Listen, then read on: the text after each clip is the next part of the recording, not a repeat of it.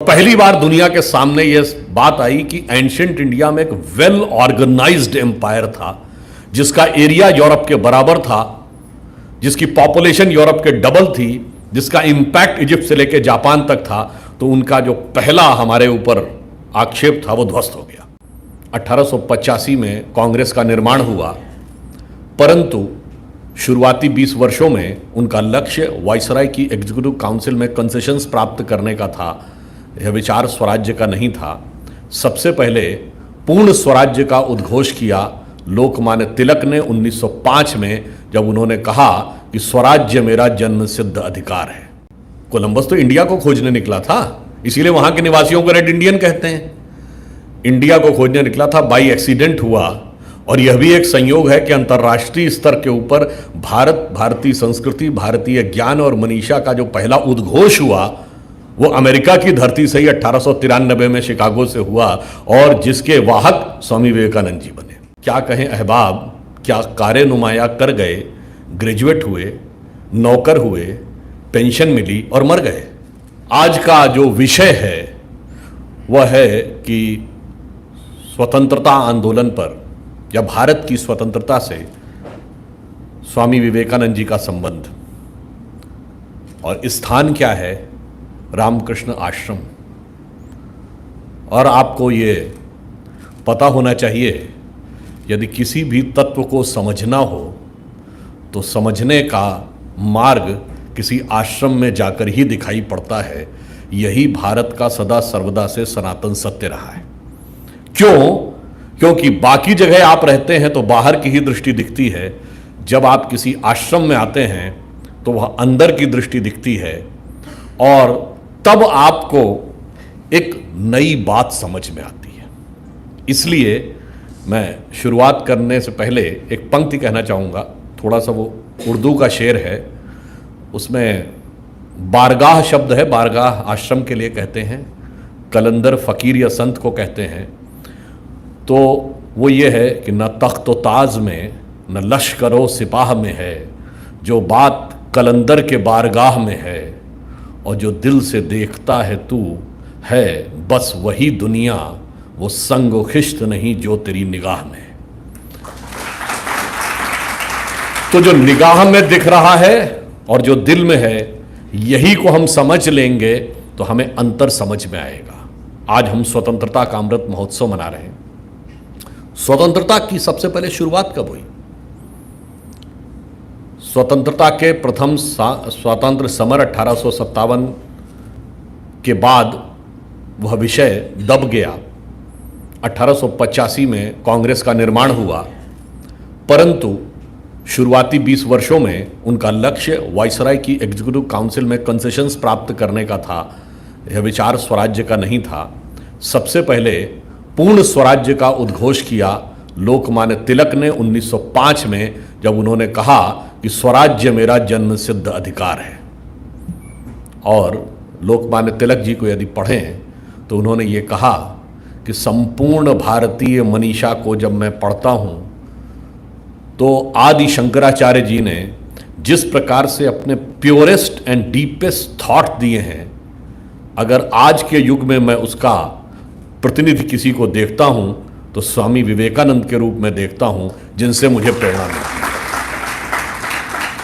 तो स्वराज्य मेरा जन्मसिद्ध अधिकार है कि प्रेरणा स्वामी विवेकानंद जी के से प्रारंभ होती है। और उस समय जब उन्होंने ये विचार दिया था, 1905 का दौर याद करिए, लोगों ने कहा ये क्या बात कर रहे हैं, ये तो राइट विंग फंडामेंटलिस्ट हैं, इंपॉसिबल बात कर रहे हैं। अरे अंग्रेज के राज में सूरज नहीं डूबता है, ये टोटल इंडिपेंडेंस की बात क्या करने लगे, अरे भगवान भी उनके साथ हैं। मगर आपने देखा, यदि संकल्प शुद्ध हो, 40 वर्ष के अंदर यानी 42 वर्ष के अंदर वह ब्रिटिश राज जिसमें सूरज नहीं डूबता था उसका सूरज डूब गया। 47 आते आते ब्रिटिश राज दुनिया से खत्म हो गया, और वह संकल्प यहीं से उठा था। अब जब हम स्वतंत्रता की बात करते हैं, मैं दूसरा उदाहरण देता हूं। 1909 में महात्मा गांधी ने एक पुस्तक लिखी, हिंद स्वराज। अगर आप में से कभी पढ़ा हो किसी ने, वो छोटी सी पतली सी पुस्तक है, प्रश्नोत्तर के फॉर्म में है। उसमें उनसे कहा गया, प्रश्न पूछा गया कि बापू जिस प्रकार की भारत की वह गरीबी जिसका वर्णन अभी स्वामी जी कर रहे थे, जिसने स्वामी विवेकानंद जी के मन में वह करुणा और वह दर्द उत्पन्न किया था, उसने पूछा कि बापू, आपको जब भारत का एक किसान गरीब जिसके पास ढंग से भोजन करने को नहीं है, ढंग से कपड़े पहनने को नहीं है, उसे देखकर आपको भारत के भविष्य के प्रति चिंता नहीं उत्पन्न होती है? तो जानते गांधी ने क्या जवाब दिया? नहीं, मुझे चिंता नहीं उत्पन्न होती है, मुझे चिंता उत्पन्न होती है पढ़े लिखे भारतीयों को देखकर। क्यों? क्योंकि हम वह स्वराज्य की बात कर रहे हैं, हम ब्रिटिश शासन से मुक्त होने की बात कर रहे हैं और खुद ब्रिटेन की नकल बनना चाह रहे हैं। तो यह स्वराज्य नहीं हो सकता। उन्होंने कहा कि आप शेर के आतंक से मुक्त होना चाहेंगे और स्वयं शेर के जैसे गुण अपने अंदर लाना चाहेंगे, तो इससे शांति नहीं आ सकती।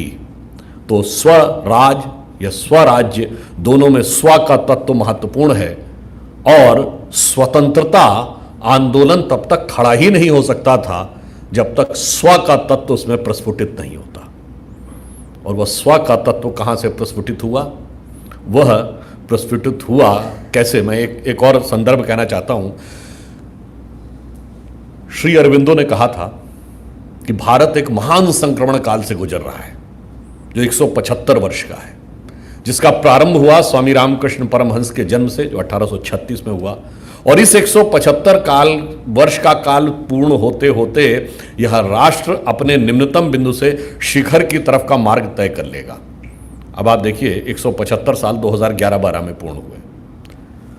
मैं कोई राजनीतिक वक्तव्य नहीं कहना चाहता, पर 2011-12 के बाद देश में एक बड़ा परिवर्तन दिखाई पड़ा, जिसमें देश की संस्कृति, देश का विचार, देश की धर्म, सभी चीजों के बारे में एक परिवर्तन दिखा। अब यहां में देखिए स्व का तत्व, और उसमें नियति ने विवेकानंद जी के लिए क्या तय कर रखा था।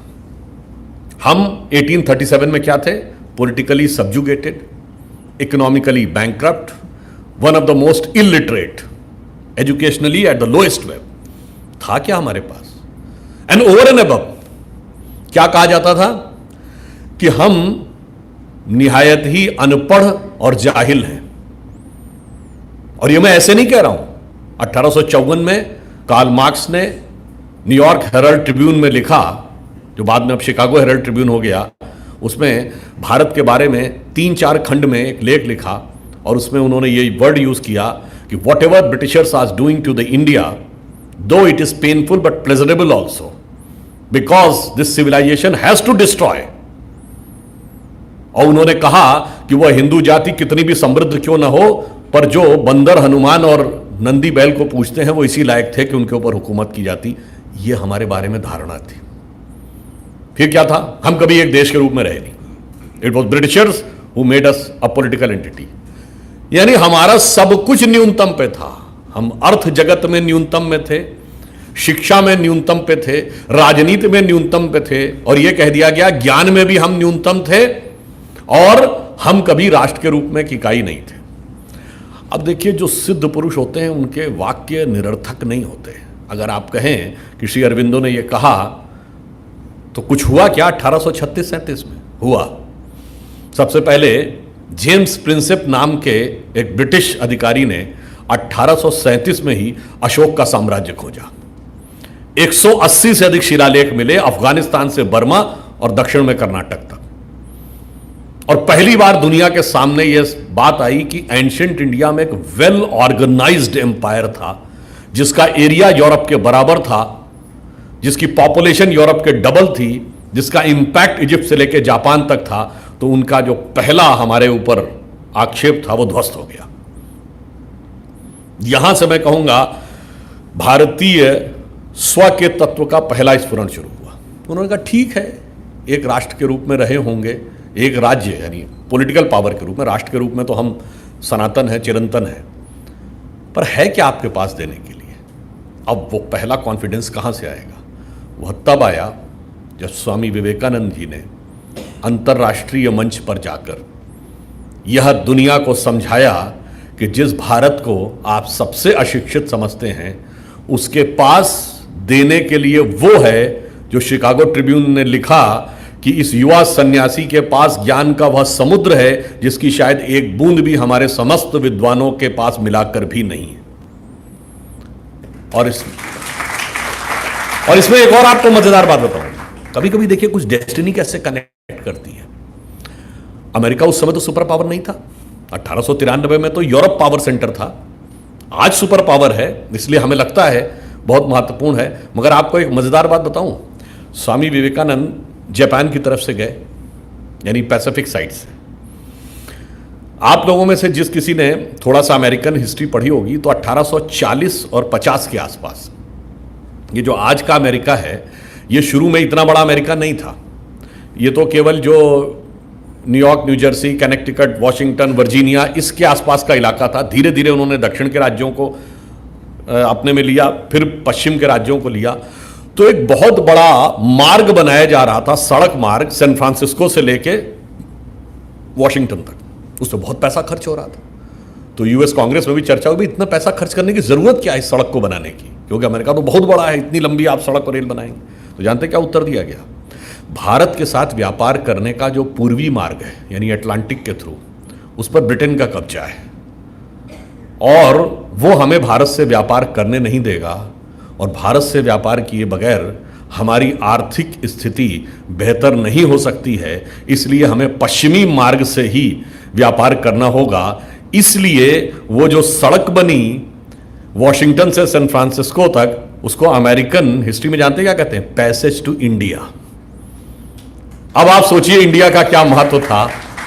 अब यह भी एक संयोग मानिए कि उस पैसेज टू इंडिया ने जहां से कनेक्ट किया था अमेरिका की राजधानी को जिस छोर से, वहीं से स्वामी विवेकानंद जी आए और वो इंडिया के पैसेज ने आकर अमेरिका में ज्ञान का एक नया स्वरूप विकसित किया। यह भी एक संयोग मानिए कि अमेरिका की डिस्कवरी कैसे हुई थी। कोलंबस तो इंडिया को खोजने निकला था, इसीलिए वहां के निवासियों को रेड इंडियन कहते हैं। इंडिया को खोजने निकला था, बाई एक्सीडेंट हुआ। और यह भी एक संयोग है कि अंतर्राष्ट्रीय स्तर के ऊपर भारत, भारतीय संस्कृति, भारतीय ज्ञान और मनीषा का जो पहला उद्घोष हुआ वो अमेरिका की धरती से ही 1893 में शिकागो से हुआ, और जिसके वाहक स्वामी विवेकानंद जी बने। तो आप देखिए कहीं ना कहीं कोई ना कोई डेस्टिनी का कनेक्शन भी दिखता है। अब मैं ये कहना चाहता हूं, वो स्व का तत्व जब तक नहीं आना था तब तक कॉन्फिडेंस आना ही नहीं था।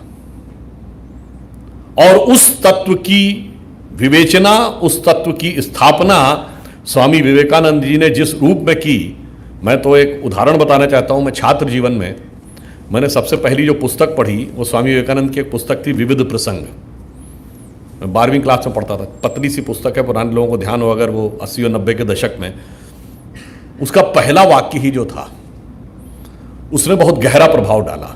देखिए यहीं से वो भारत का वास्तविक तत्व भरता है। उन्होंने कहा जीवन का लक्ष्य क्या है। अब हम लोग कभी सोचें कि हमारा जीवन का लक्ष्य क्या है। ज़्यादा लोग अच्छी शिक्षा पा जाएं, फिर अच्छी नौकरी, फिर एक अच्छा वेतन, समृद्ध जीवन, उसका जीवन समाप्त। स्वामी विवेकानंद जी ने कहा कि यदि इसी प्रकार के जीवन का लक्ष्य है तो फिर हम में और पेड़ पौधों में अंतर क्या है। वो भी एक निश्चित पद्धति से अपना जीवन जीते हैं और समाप्त हो जाते हैं।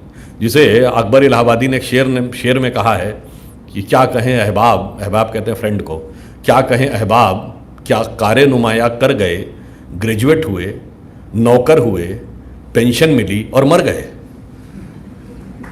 अब इसके बियॉन्ड यदि सोचना था तो जानते उस पुस्तक में क्या लिखा था?